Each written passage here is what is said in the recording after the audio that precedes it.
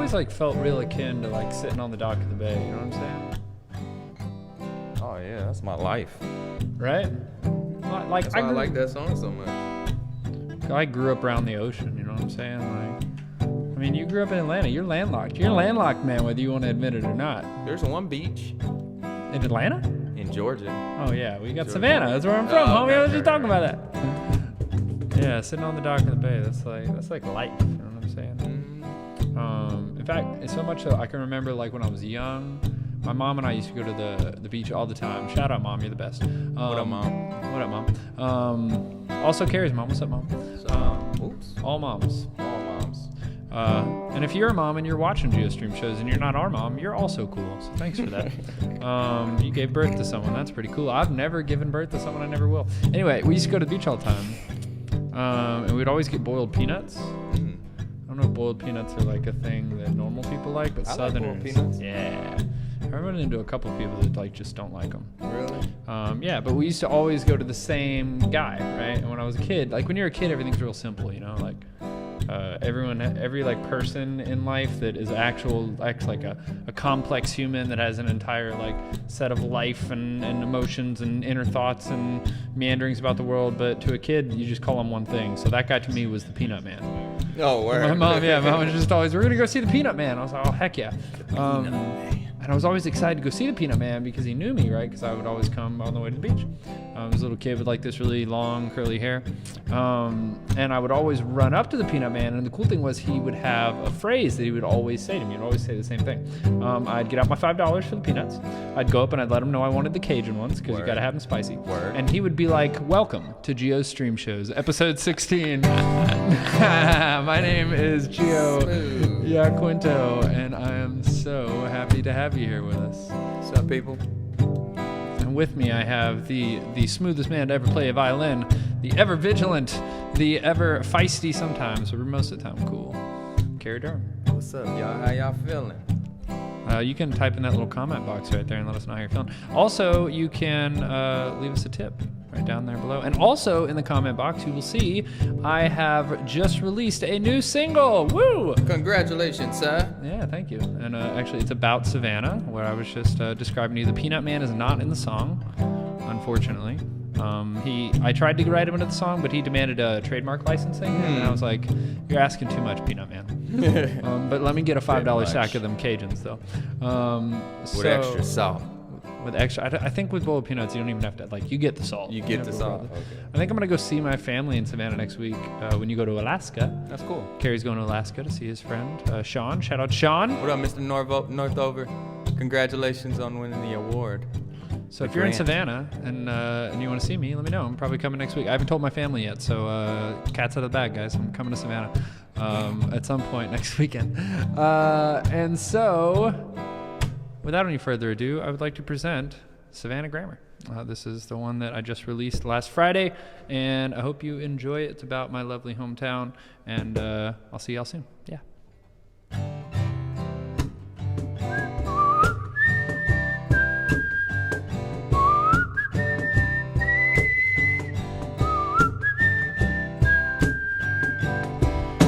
I'm from a place called the city of Savannah. Got on I-16 and made my way up to Atlanta.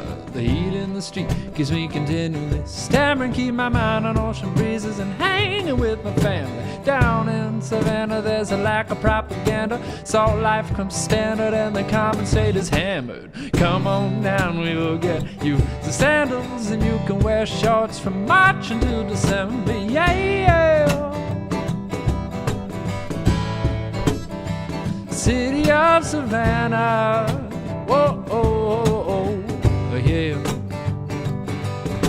yeah, oh, oh, oh, Savannah, Georgia, my hometown.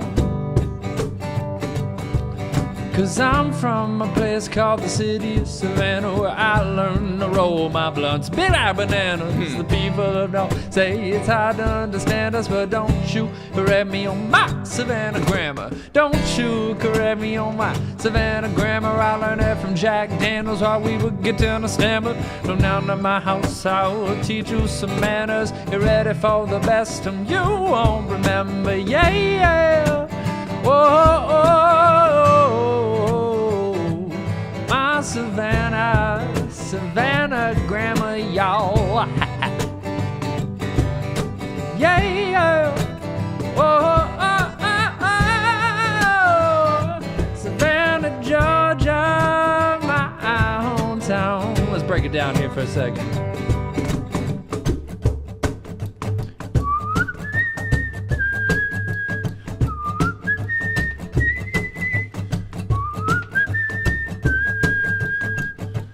Well, down under the oak trees where I made my memories, turning 18 and never growing old. These thoughts of when my life was nice and slow, I'll take with me no matter where I go. 'Cause life here is like a vacation.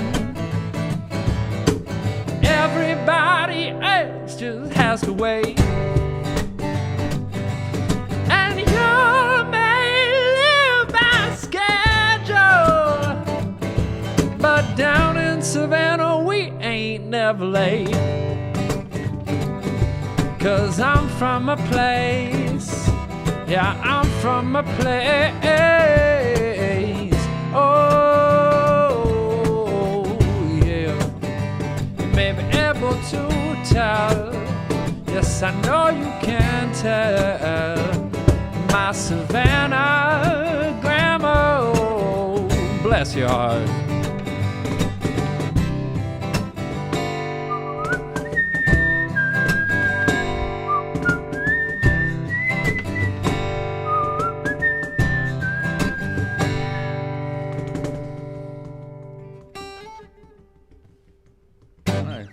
Yeah, you know what's funny is I played that song for my grandmother of all people, and she was like, I didn't have it anywhere in the song at that point. She was like, you know what you should write into that? You should write in "Bless Your Heart." And I was like, you know what, Grandma? I think that's what I'm gonna do. You're right. I should do that. I should put "Bless Your Heart" in that. For those of you who are not from the southern hemisphere of the United States, "Bless Your Heart" is the layman's term for that person's screwed. Bless her heart. Bless her heart, poor thing. She gonna be just fine. So we got another stream coming at you this week. With as always, we got some good topics for discussion, but I like to keep it light in the beginning. You know what I'm saying? So my first question for you, my friend, what is your favorite cooking spice? Personally, I've been saying it for years. Basil is king. Basil is king for me. In fact, I went to this place in the Beltline yesterday called Estrella, and they gave me some wings, and they gave me the sauce on the side I didn't expect. It was a pesto aioli. And I must have licked the inside of that ramekin. It was so good. It was, I swear. They gave me some fries. I didn't even want fries, but I ate all them fries to get that aioli. Spice was on point. Oh my God, it was kicking. I mean, I say it's not like it's like a specific spice. It's like this ingredient. It's a secret ingredient that I use, that my mother put me on too, and she uses it in all of her cooking. It's called tomato bouillon. Ooh, yes, bouillon. I'm all about that. That shit tastes good on any like pizza or red hot sauce. Is it that a shit sauce? tastes great on everything. It's a powder. It's a seasoning. Oh, it's a powder. Okay, because Yeah. I use bouillon cubes when I cook a lot of So it's times. probably the powder form of that. Gotcha. So it's an uncompressed version of that. Well, you know, a bouillon is it's like a form of stock. Stock, yeah. Yeah. So it's like the powdered form of that. So you are eating like hella concentrated tomatoes in a tomato bouillon.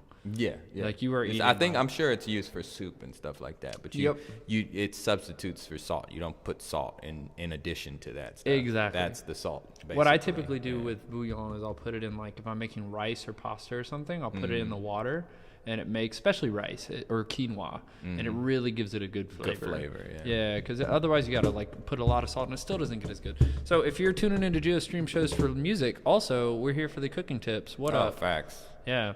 Actually, if you check out my Instagram, I have a story on there, like a story highlight called Chef G, because I be cooking it up. I be in the kitchen. Same here, Brad. Slinging the dishes. Yeah, Brad. Yeah. Don't sleep on the cooking skills. Don't sleep on the cooking skills, gentlemen. There's your tip of the day to help you win the hearts of your ladies.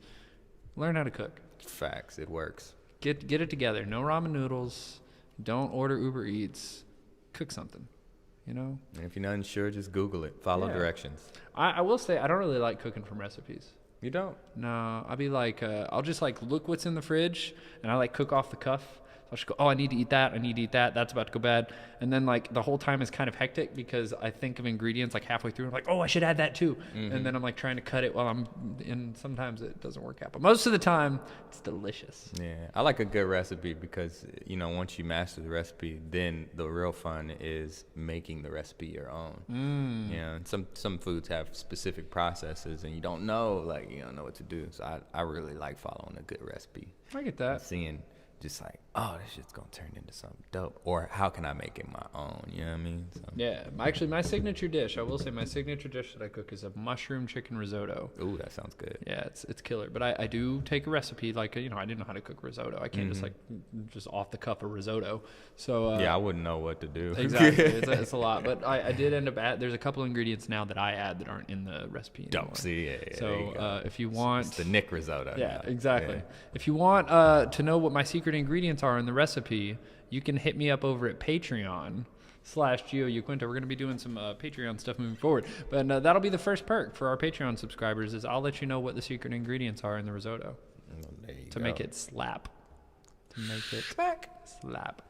Make it back. What you think, amigo? What kind of song you want to play? You want to do some smooth? You want to do some Georgia? You want to do some? We've got some Portuguese coming for y'all tonight. We've got some Leon Bridges. We can hit them with the Georgia. Let's hit him with some Georgia. All right. This is a definitely one of the songs. It's my favorite song to play on the guitar, just because it's my home state. I'm a Georgia boy. What up? But it's just great writing, and it's really fun to play. The lyrics are fun.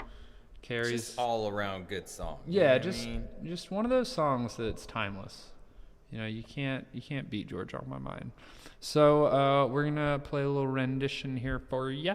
My man Carey over here is gonna give you some velvety smooth vocals, and it goes a little something like this. Try and do what I do, you know.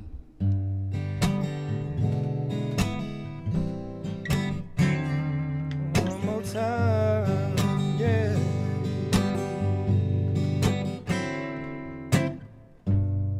I said, Georgia,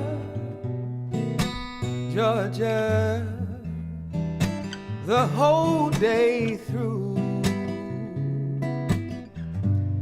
Just an old sweet song that keeps old Georgia on my mind.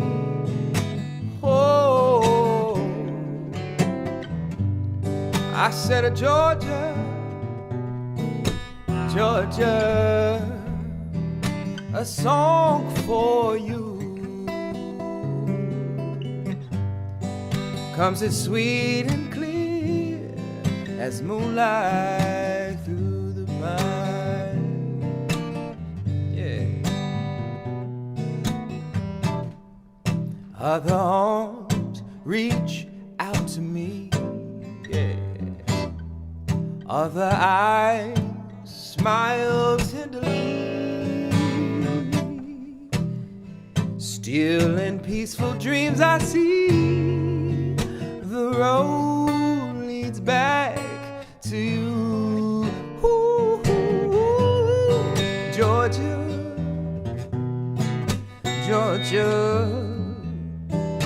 no peace I'd find. I know it's just an old sweet song that keeps Georgia on my mind. Can I play a little bit? Oh, you know you can play it, my friend.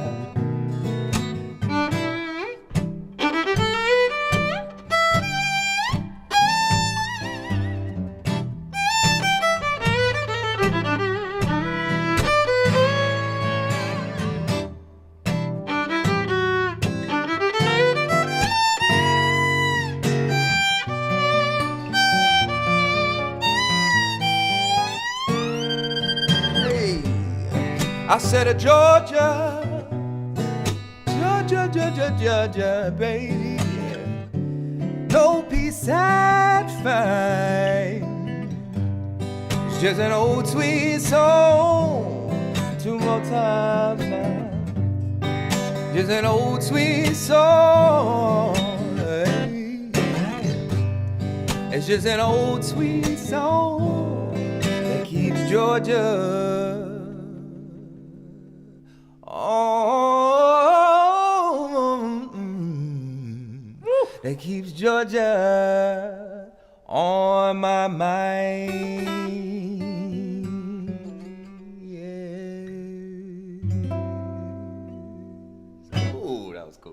Ooh, that run at the end. You heard him. You heard him. I'm sorry, y'all. I know you're out there just like crying out about the beauty of that. Georgia is on your mind. I can tell. You know? Actually, and Carey, you have a pretty poignant story about that, right? When you were living out in Raleigh. Yeah. I was in Charlotte. Yeah. Charlotte. That's right. I moved out to Charlotte for about 2 years. I was chasing the paycheck. Man. I was trying to get that the money. paper. She's quite a. Paper. Yeah. And it led me out there. I took a stab at it. You know, it didn't work out, and I ended up getting homesick and coming back home. I was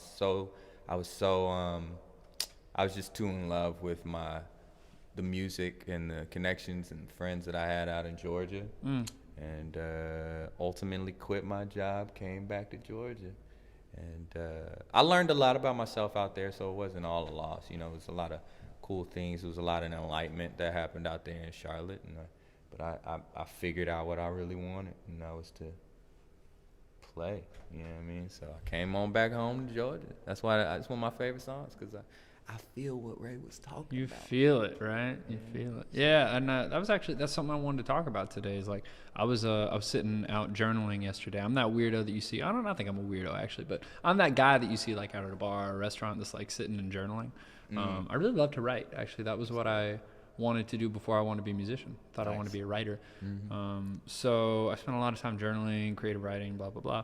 And one thing I was writing about yesterday is like this weird, like heroism rather, that musicians have a lot of times, or at least that I've identified myself, where like I view my pursuit of music as such an important thing that I'll like sacrifice a lot of things in life that I might want, because I view it as something that will slow me down or hinder me in my journey as a musician. That's real. Well, one like more like kind of lighthearted example yesterday when I was out was the table next to me had this like pup, like little Labrador Retriever, and his name was Simba. And oh wow. Yeah, I know. It's such a cool name for a pup, right? Yeah. But you know, that's one thing I would love to have a dog. You know, I had dogs when I growing up. And it's just, you know, that companionship is such a beautiful part of the human existence. I mean, dog's man best friend. And so, but, you know, I don't get a dog because I know that A, I'm out late sometimes, and B, I might be traveling, and that, you know, is when the pandemic's over. I'm going on tour or flying around for this, that, and third. And it's kind of, you know, it's rough to be like, you know, you can't indulge in some of those things in life that you want because you're pursuing your art. And, you know, I think that normal people do that too. Like, you know, normal people that have normal non-musician jobs make sacrifices for things too, as far as their career goes. But I think it's definitely something to be said for the artist pursuit of it. So what are some things that you think that you've sacrificed in your life in order to facilitate continuing to be a musician? You know, the first thing off the bat is a lot of money. Hey. I spent a lot of money investing in the craft, investing in getting better. You know, I would say that's a big thing. The other big investment is time, man. Like really spending, you know, like, you know, I was even talking to you earlier about like practice and lessons, and like, you know, I grew up in orchestra camp and like doing all of those summer camps when I could have been going on vacation or doing different stuff, like, and that's stuff that I would have loved to do, but you know, I just felt it was way more important. You know, when I was younger, my parents, I really have them to thank that they just stuck me into that stuff and kept me more busy, so I didn't get into trouble that I didn't need to get into. At the pool hall. At the pool Trouble hall. at the pool hall. But yeah, I would say those are the big two things: money and time, man. Like that's huge, man. And money is, time rather is the one thing that the one resource in the world you can't get back. You can't. You know, it's the one thing that is finite, and money, good looks, like good fortune, none of that will buy your time back. Nope. That's something I think about a lot too, actually, because when I was like 18 to really until I started trying to do the singer-songwriter thing, my main pursuit was opera. And like to be an opera singer, you have to be so on top of things. Like you're speaking all these languages, you're traveling all these places for auditions, you're competing with 40-year-old, 60-year-old professionals, and also the history of the music that's hundreds of years old. Right. So it's like I felt like I jumped right into a career right at 18, and it took me a year or two to really get moving with it, but like I was very serious. So when I came to like 25, 26, I realized that I had kind of given a lot of my youth away in this pursuit of professional ability and just like learning. And, I don't regret it. I've had a beautiful life and I am who I am because I've done that. But like at the same time, like you're saying, like that's a lot of my time that I gave away because I wanted my music to be good. Right. It's definitely a bittersweet thing. And that actually is a lot of the inspiration. I know you just put your violin away. I'm sorry. It's all good. But that's one of the things that was in the forefront of my mind when I wrote this new song, To Be Alone. Cool. And I actually wrote this right at the beginning of the pandemic. We weren't like in the throes of it yet. So it's funny that I wrote it when I did, because I was really about to learn what it meant to be alone, right? Being in the pandemic. But this is an original song of mine that is called To Be Alone. And it not only talks about, obviously, learning to be alone, but it also talks about like looking back in life and, the melancholy of realizing how happy you were in the past. And I think I suffer from that a lot, that I'll like look back on the past and think about how good things were. But then you also have to remember that right now is great too. Yeah, definitely. So it's like that weird. It's really important not to overlook that. Not do that all the time, man. It's tough. No, and I try to say it as frequently. Yeah. I actually have a saying that my friends know from me from Why Is Life So Rad? Yeah. And that's just like this. And a shout out to Stephen McCluskey, my boy. He kind of conceptualized that when we were living together. But it's just that idea that things are great, and in that moment, if you just take a second to appreciate it and realize life is rad, it's a good thing. Yep. Yeah. So this is an original song of mine called To Be Alone. Y'all gonna have to wait till 2021 for a recording. I got one ready, but you can't get it yet. Hey, follow me on Spotify. Hey.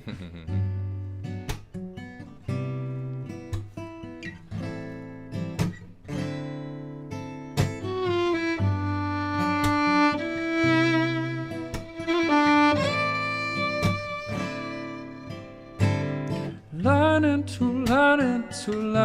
to be alone. Learning to be alone.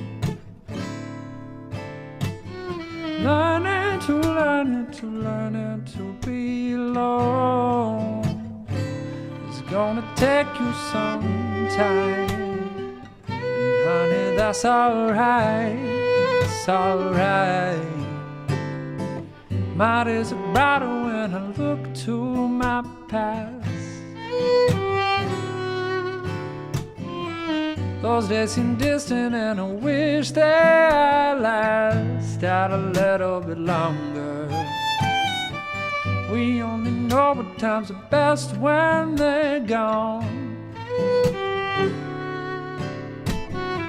So we just spend our lives thinking we don't belong in the place that we are.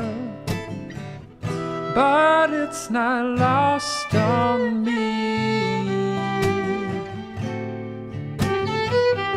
that these good times I'm living will be what I look back on soon.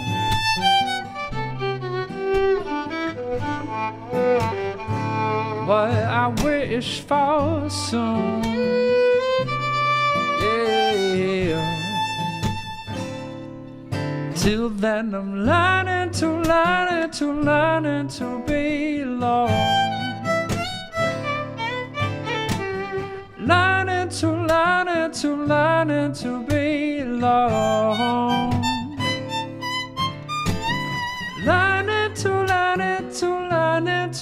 be alone. And it's gonna take me some time. I know that that's alright, it's alright. I see you in my dreams and wake in a sweat.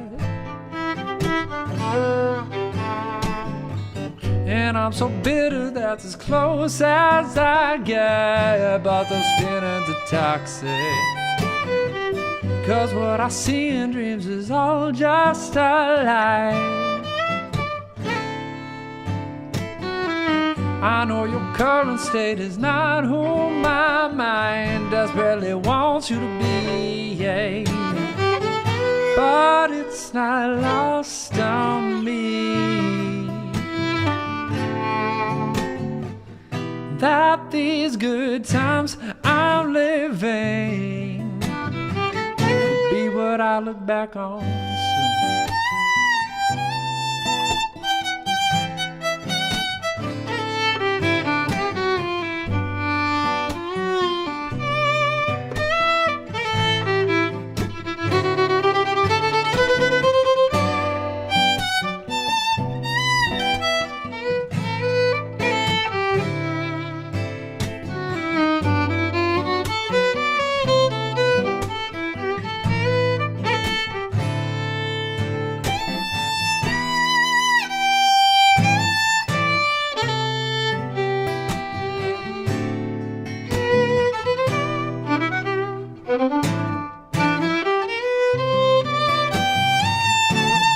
I look back on soon.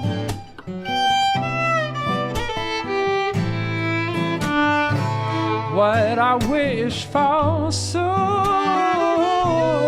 yeah. Till then we're learning to be alone.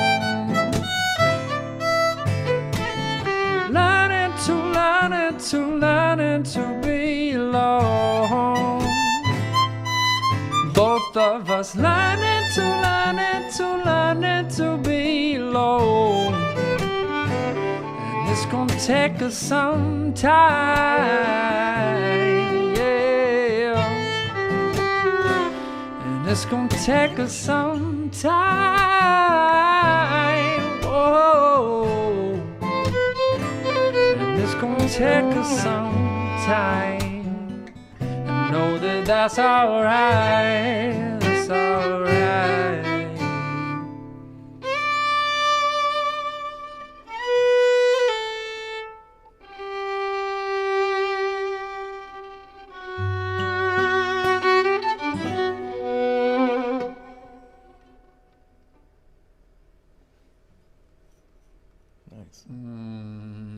Nice. Yeah, that was good. That was good. I love, man. You get into those off notes, those blue notes, and that. Ooh, baby, it's my specialty. I Shout know it, man. You've been killing it. I'm gonna do a camera check. Camera check. What up? So we're going to another light and casual, easy breezy, beautiful cover girl question. What's up? So my one for us here is, what is your favorite sport and or sports team? Which for a lot of musicians, don't have a whole lot of sports that we super love. But one thing that I will say that I've really learned to love is basketball. I think live basketball is super cool. It's because I worked at State Farm. Well, I work technically when COVID's not happening at State Farm Arena where the Hawks play. So I just grew. I think the thing about team sports is it's about learning to grow the appreciation by being in that community. It's not something that just is born in a vacuum. True. So for me, I would have to say the Atlanta Hawks and basketball are probably my favorite team sport right now. I'd also just watched The Last Dance, with the documentary with a series with Michael Jordan and the Bulls in the 90s, which is amazing. You should check it out if you haven't seen it, guys. It's actually really good. I need to promote Michael Jordan or Netflix. You guys are already on top of it. But just personal preference. Pretty good. It's a good show. Pretty good. It's a good show. I actually haven't really been following sports at all, but the last sport that I did really get into was Formula One. It was so dope. Yeah. I was really big on, there were two feuds in Mercedes. So Mercedes always been winning. I'm pretty sure they're still doing a great job. Get it, Mercedes. Mercedes is dope, but they're 2 drivers. It was really cool. You know, basically all the big car manufacturers compete for the best vehicle, and Formula One is kind of like a status quo. Like if you win first place in Formula One, people's really rocking with your name brand of vehicle. So Mercedes was always winning at the time when I was really into it, and the 2 rivals, they were on the same team, but Formula One is dope. It gets deep. But they were on the same team. Usually have multiple drivers per manufacturer. Mercedes-Benz had these 2 drivers, Rosenberg and Hamilton. You loved it because you still know the names. Yes. And it was so dope because they were so awesome. They were so precision drivers. They was always at the front of all the 30 other Formula One cars that were in the race. But them 2 would compete against each other, but they were on the same team. So they was trying to get like the best Formula One driver trophy, but it was just real cool. But Formula One would be it for me. It's like Pippen and Jordan. Just oh man, it was crazy, dude. It was dope. And how did you get into that? Was it like because you're around people that liked it? Yeah, it was actually a buddy of mine when I was in Charlotte. Actually, a buddy of one of my colleagues. I was kind of hopping around trying to find. I was going out because we work for a food service company. And we were onboarding at different hospitals and stuff like that. And I was the representative for the company that would go in there. And so through this training program that I was facilitating, I met a manager, and he just got me stuck on it. He was like, yo, you done checked out these 2 rivals? They're on Mercedes-Benz. And I just got hooked, and I watched it. And that was kind of like our way of staying in touch. And that's kind of what sports is. It's like that it's platform. Not born in a vacuum, man. Yeah. It's born out of it's born out of a connection. It's born out of people taking you somewhere for connection with them, right? Taking them to their the thing that they love, to their river, as it were, to their mental river, their place of, I don't want to say worship quite. Maybe worship's a little hard, but like. We all find these things in life that help move us forward, that help keep us connected to who we define ourselves as. And we want to know. At the end of the day, we just all need, just that comfort, that relatability, and we get that from communing with each other, whether it be through sports, whether it be through religion. That's a good leeway into the song that we're about to do too. Like, that's one of my favorite songs that kind of talks about just that is, River by Leon Bridges. So we'll just go ahead and sing it for you.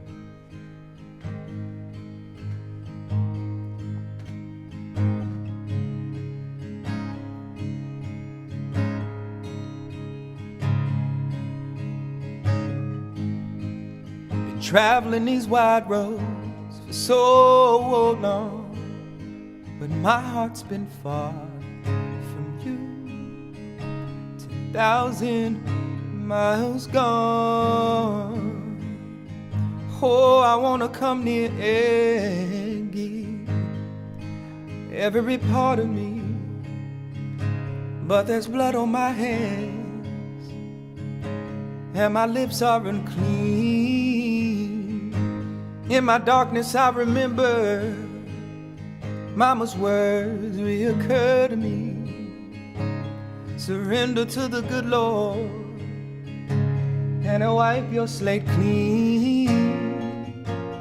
Take me to your river, I wanna go.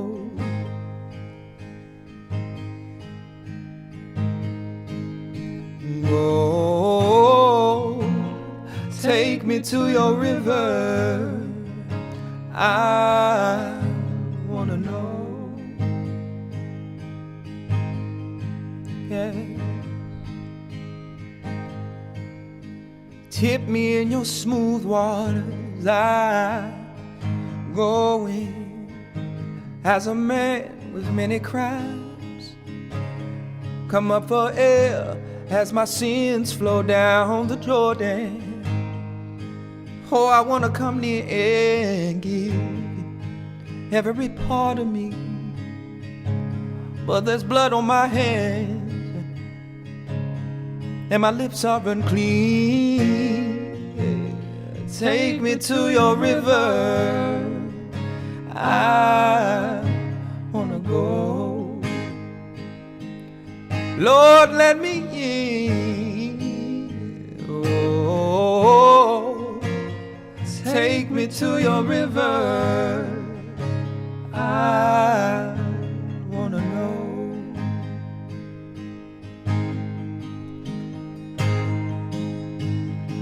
Wanna go, wanna go, wanna go. Wanna know, wanna know, wanna know. Wanna go, wanna go, wanna go. Wanna know, wanna know, wanna know. Wanna go, wanna go, wanna go. Lord, wanna know, wanna know, wanna know. Ooh. Wanna go, wanna go, wanna go. Lord, yes I do. Oh, wanna know, wanna know, wanna know. Oh, take me to your river. I wanna go. Yes, Lord, yeah. Oh, take me to your river. I wanna know, Lord, I gotta know.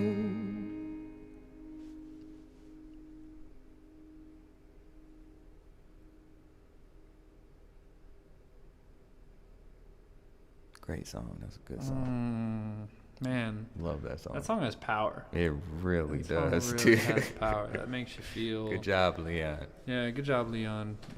Drop us a comment in the comment dialogue section down below. Let us know what words you have for how you feel after that song. That's a very musician question. It's like, tell me how about your feelings. Lauren says, you guys are killing it. What Thanks, up, Lauren? Much love, yo. Our girl, what's up? How you And doing? our brother Musical Minds is tuned in as well. Hey, He shout out said, Musical Minds. "What's up, fellas? What's up? Hey, how you The doing? set looks great. Appreciate it, bro. Hey, appreciate that, man. We'll have you back on soon so you can join us. Yeah, we man, I love that song. That's such a good one. One thing that I thought would be kind of cool to talk about that is kind of, for normal string players is a normal thing, but the layman may not know much about is the difference between acoustic and electric instruments. Right? Because I get a lot of questions a lot of times from people when I tell them I play guitar, and their first response is, oh, do you play electric or acoustic? Right? And what they really mean is, do you play rhythm or do you play lead? Right? Do you play like mainly chord stuff, or are you doing the Yeah, that's and I try to do both, but really I'm a rhythm player, if I'm gonna be honest in my heart of hearts. But it is interesting, if you don't know a lot about these instruments, like there are inherent differences in them, right? So like electric and acoustic guitars, you could talk for hours about it. But the biggest thing for me, why I play this acoustic, this is a acoustic electric, right? So it's an acoustic body, but I've got a pickup in it, so I can play electrically. There's a mic on the inside right here. And the reason I like to play this style of guitar is because I've got this big open body, right? And this big open body creates space for the vibrations of the strings to reverberate and grow rich, which is why we will get a much more inherently full sound in the bass of a acoustic guitar than you will in an electric guitar. The way an electric guitar works is it transmits, it's just like this. Well, this has a mic, but it transmits the sound frequency through electrical coils into an amplifier that makes it louder, right? So for a guitar player, if you're thinking about starting guitar and you want to know whether you should buy what you should buy, it's about what do you want to hear, what do you want to play, right? For me, it's all about feel. Like, I got to be able to feel the vibrations for me to really get with it. We've got a couple guitars on set I can show you here. This is another acoustic electric, but this one's a little bit more towards the electric side of things. This is Eden. This is actually Carey's guitar, who It's my baby. I get to play very frequently. She's a pretty girl, and you can see it's got the F holes there, so it's a full. It's got a hollow interior, and then over here I've got my closest thing I have to an electric guitar. This is an electric. This is a Telecaster. It's a thin line telly, and it's got a semi-hollow body. So even in here, I have a guitar that has a little bit of space in it because that's just the tone that I like. I like a little bit of reverberation. Nice. So if you are a guitar person that wants to learn more about guitar, you'll hear things like Les Paul, Telecaster, Stratocaster. These are all different shapes of electric guitars that are non-hollow body. They're solid body guitars. And those are the ones that are going to be your shredding guitars, as it were. But it also matters what pedals you put it through. Right. And violins also have a similar thing. Mm-hmm. Yeah, with me, it definitely depends. My feel and my go-to depends on the situation, the environment that I'm in. A lot of times I love jazz, man. And with that, you're dealing with a lot of amplification. Horn instruments are much louder than acoustic string instruments. So oftentimes when you're playing in a group with a full-on band, and you're trying to add a voice to that conversation, if you will, you need to be amplified. So there are different ways to do it. A lot of times I go my full electric route because there's something called feedback. And with that, you have an instrument that is, has a body and it's amplifying that sound. But with that, when you add microphones into the equation for vocalists and stuff like that, if you amplify that, like say this instrument has a pickup on it, and I can plug this acoustic instrument in. But when we're at big shows where there's a lot of sound going all over the place, you got speakers, you got microphones, the natural reverberation and resonance of the instrument can cause what's called feedback. And then that causes a lot of issues and makes it that much more difficult for the audience to enjoy what you're playing. So a lot of times when I'm in those jazz settings, that's why I'll, kind of lean towards the more full electric instrument, because since there's no body of the instrument to cause those feedback issues, it's just the electric signal, just like a full electric guitar. So I don't know, like natural playing, of course, I love my acoustic because the feel. You have that natural monitor, you can hear the instrument, you can feel it vibrate, much more so than you could in electric. So in casual playing, I definitely go to my baby out of here. That's the name of my violin. And then in other situations, I go to my electric if I need to be amplified and need to be heard, So that's actually a really nice natural transition you pulled there. Mm-hmm. Look at you, because we are doing a jazz standard. I guess you could call it a jazz standard. It's definitely well known in the jazz community. It's a samba, which I've been really into samba lately. I've been really trying to write some songs in that style, as well as just listening to it. It's really just a beautiful breadth of work. Mm-hmm. I actually have an opera friend to thank for that. Asleef Wilmer has been putting out these really fantastic cocktail and Portuguese song combinations, and she's just beautiful blonde girl singing, and she's a trained singer. She's just amazing. Putting out this beautiful diction and just fantastic interpretation, and she's smiling and she looks great. It's a definitely very enjoyable. I really enjoy her video series. But I asked her for some suggestions on some artists I could listen to get a little bit more samba. Cool. And this song, is kind of one of the first things you learn when you're working on samba. But besides Asleef, I also want to thank my friend Thais, who helped me with a little bit of Portuguese that I'm going to be sharing here in a second. It's gonna be fun. So if you are a Portuguese speaker and I mess up, sorry, it's my first time in Portuguese. I did my best. But this is the girl from Ipanema, Garota de Ipanema, I believe is the... No, there's no lot. Garota de Ipanema. Nice. That's the Portuguese, sorry. La da da la da da. One more time.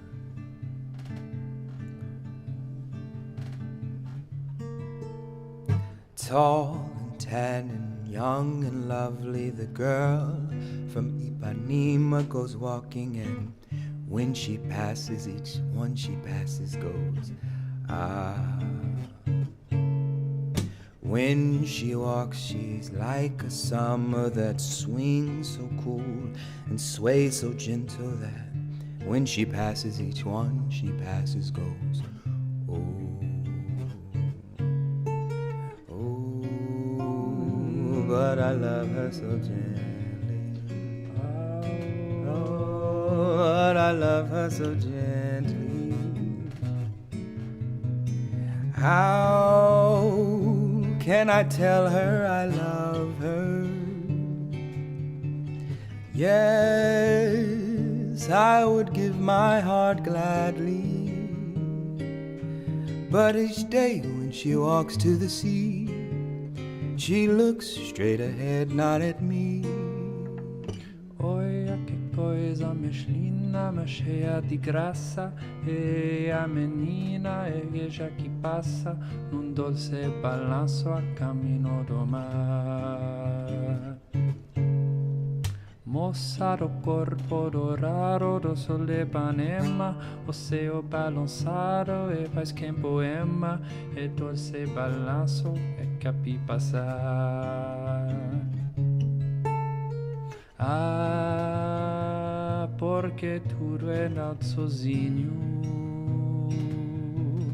Ah, porque tudo é tão triste. Ah, a beleza que existe. A beleza que não é só minha, que também passa sozinha.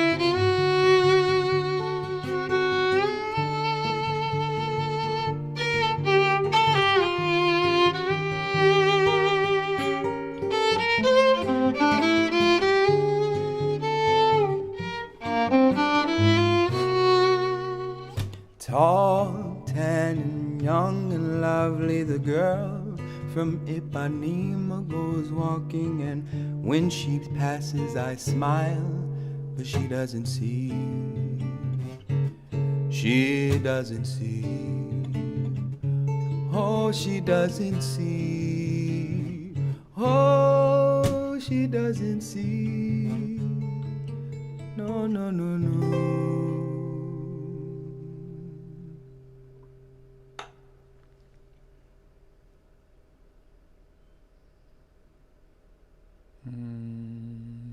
Yeah, I've been like slightly obsessed with that song. I've definitely played it at least 60 times in the last week, and especially if I count like listening to it on Spotify. Man, I've been going in on that song. Word. Yeah, like other people are listening to like what's the new like Watermelon Sugar or whatever the new song is. Is that what it's called? I've heard of the name. Our buddy, I don't even know the song. My buddy Bane, shout out the Devil and His Advocates told us about it. The kids are all listening to Watermelon Sugar, and I'm over here like, oh my God, this samba in Portuguese is amazing. I have to listen to this. It'd be like that sometimes. It do be like that sometimes. It's an interesting thing about being a musician. You're not always like with the times, you know, like you appreciate the music you appreciate. Facts. And sometimes people don't like my music, and that's okay. I don't care.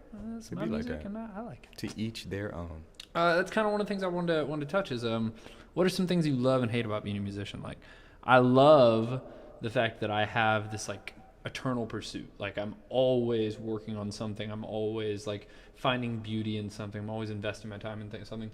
But I also am not a huge fan of the fact that I'm not always getting financially compensated very much for all my work.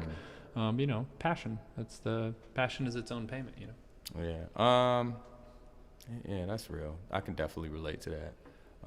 The big thing that I love about my relationship with music is just how quickly it can switch my mood from like I might be in a bad mental space, and I love that that's the one thing that I could really rely on to sway my mood, you know, and really help to be like that therapeutic source for your mental health. Music is, you know, especially when you have a close relationship with it. It's almost like music is personified to an extent, and you have like this entity, and no matter where your mindset is, negative, positive, you use that entity to help sway you and get that mentality where you love it. I love that about music. One of the things that I do hate about music, just hate being a musician. Being a musician, yeah.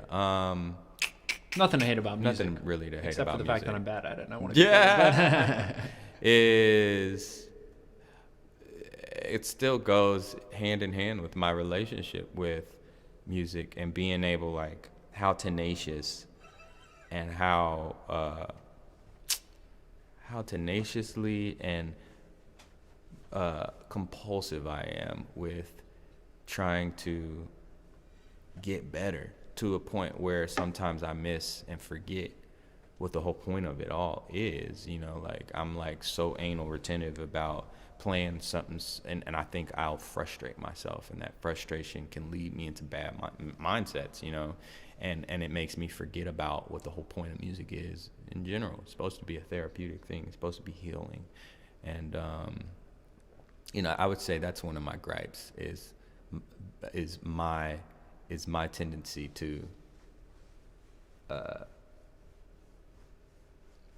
make it difficult, you know, make shit difficult and overthink shit. Yeah, just because I'm so intertwined and so infatuated with the idea and the effort of being great at the craft. We're like reverent to it, you know. Yeah. We're reverent to the music, and we want to feel like we're doing it justice. Yeah, like, gotta be good. Like, gotta be amazing. Yeah, there was like have a brain aneurysm. That was something that we actually had to learn, and it's something that some people never learn as musicians, but especially when I was in the opera world, is like, I remember we would do operas or performances, or, you know, just sing a song, and you'd have a friend or an audience member afterwards come up and tell you good job, and a lot of times our first instinct is to just highlight the stuff that we did bad.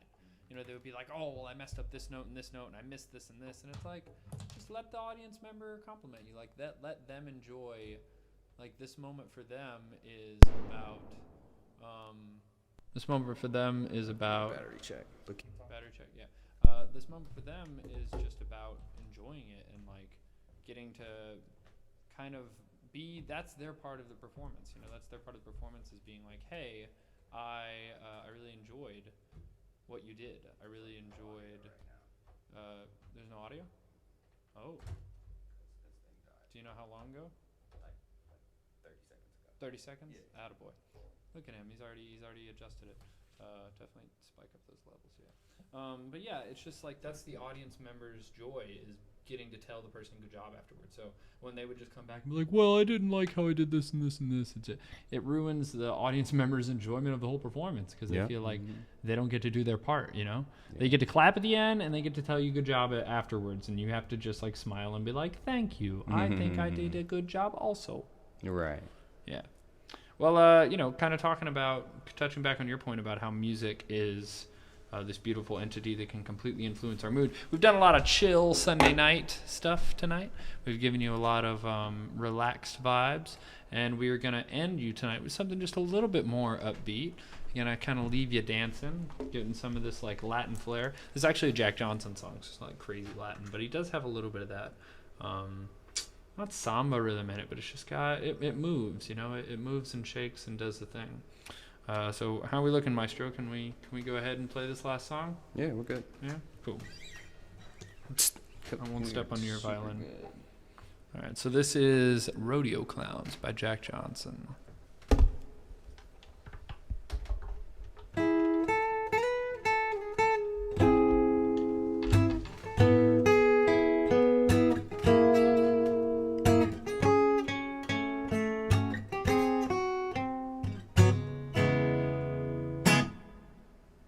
Sweeping the floors, open open up the doors here, turn on the lights, getting ready for the night. Nobody's romantic cause it's too early for an answer, but here comes the music.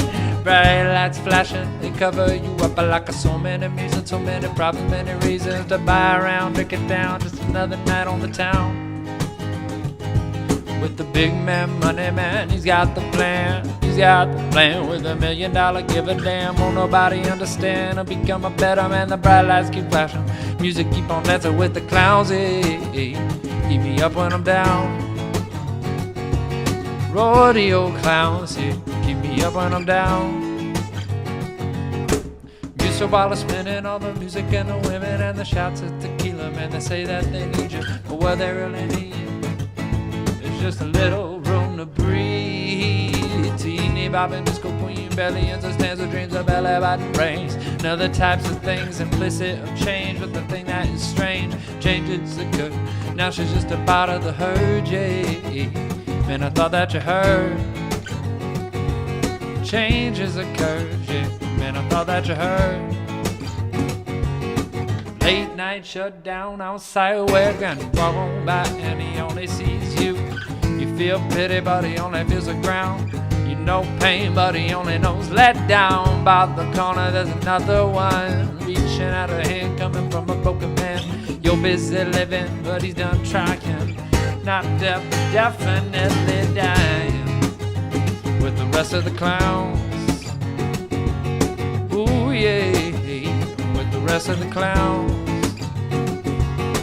Ska-ba-da-ba-boom, ska-ba-da-wow. Ska-ba-da-ba-ba-boom, ska-ba-da-wow. Ska-ba-ba-ba-ba, ska-ba-da-ba-ba-bow, yeah. Ska-ba-da-ba-da-boo-ba-ba-boo-da-da-do. Ska-ba-da-ba-da-da-do. Sweeping the floors, open up the doors, yeah, turning the lights, getting ready for the night. Nobody's romantic cause it's too early for dancing. Here comes the music.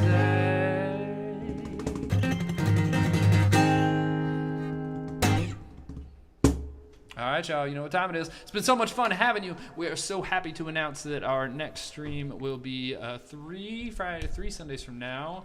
On the date escapes me. So not next week, which is what today's the 2nd, so that would be the 9th.